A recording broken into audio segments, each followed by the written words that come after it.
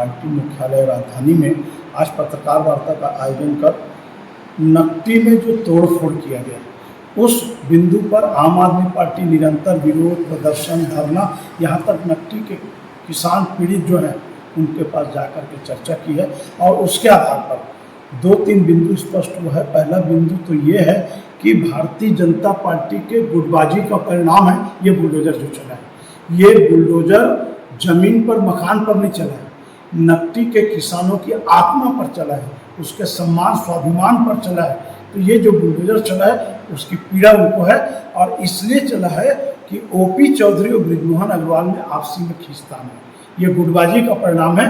OP Chaudhary जी तोड़ने के पक्षधर हैं, तो बृजमोहन अग्रवाल जो है तोड़ने के विरोध में है। और वो आज भी बोल रहे हैं, छत्तीसगढ़ के दमदार कद्दम और नेता है, रायपुर के सांसद हैं, कि मैं नकटी वालों के साथ था, हूँ और रहूँगा। मैं बृजमोहन अग्रवाल जी से निवेदन करता हूँ कि यदि वो दिल से नकटी वालों के साथ में है तो ये छत्तीसगढ़ के चिल्हर नेताओं से बात मत करो ना, सीधे प्रधानमंत्री नरेंद्र मोदी से बात करिए, अमित शाह से बात करिए और लोकसभा में प्रश्न उठाइए। इनका नारा था सरकार बनाने के पहले कि सौगंध राम की खाते हैं, हम मंदिर वही बनाएंगे। आम आदमी पार्टी नकटी के जनता का सौगंध खाता है, उसी जमीन पर उनका आवास बनना चाहिए, वहीं बनना चाहिए। उनका अपमान किया गया है। दूसरा सबसे बड़ा मुद्दा, नकटी में बड़े बड़े भाजपा के राजनीतिक नेताओं के जमीन है। उस जमीन को बेचने के लिए, प्लाटिंग करने के लिए, पैसा कमाने के लिए, जैसे सब जगह होता है, जानबूझकर के इसको हटाया गया है। आपको बता दूं कि जैसा ऑपरेशन सिंदूर पाकिस्तान के साथ हुआ, जैसा नक्सली ऑपरेशन होता है, वैसे ओपी चौधरी सभी प्रशासनिक अधिकारियों का, जिले के पूरे कोटवारों का मीटिंग लेकर के बाकायदा 1 बजे रात को पीटीएस माना बुलाए और रात भर अधिकारी कर्मचारी जगे और सवेरे बुलडोजर चले। वो कोई आतंकवादी थे, नक्सली थे।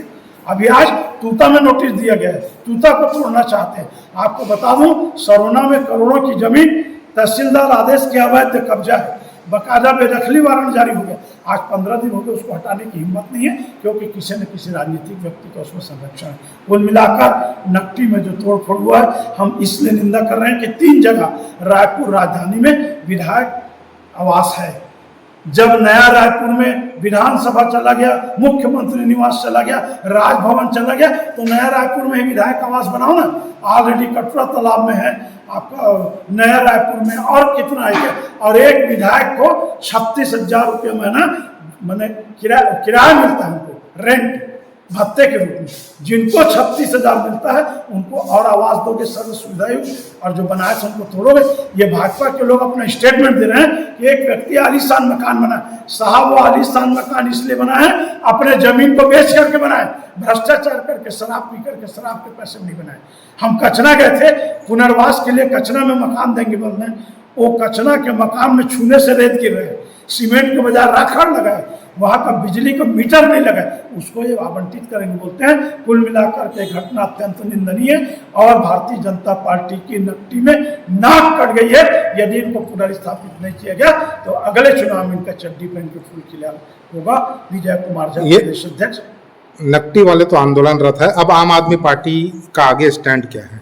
देखिए, आम आदमी पार्टी बाकायदा उनके साथ है, वो जो चाहेंगे वो करेंगे। इसके साथ सुप्रीम कोर्ट का एक आदेश है कि घास जमीन और चरागाह घास जमीन है, घास जमीन, चरागाह जमीन, कोटवारी जमीन और ट्रस्ट की जमीन, ट्रस्ट माने मंदिर मस्जिद गुरुद्वारा की जमीन को टच नहीं कर रहे हैं, कोई गड़बड़ नहीं कर सकते, उसको छेड़ नहीं सकते। यदि कुछ नहीं होगा तो हम हाई कोर्ट में याचिका भी लगाएंगे, यदि वहाँ गाँव के किसान पीड़ित लोग तैयार होंगे तो।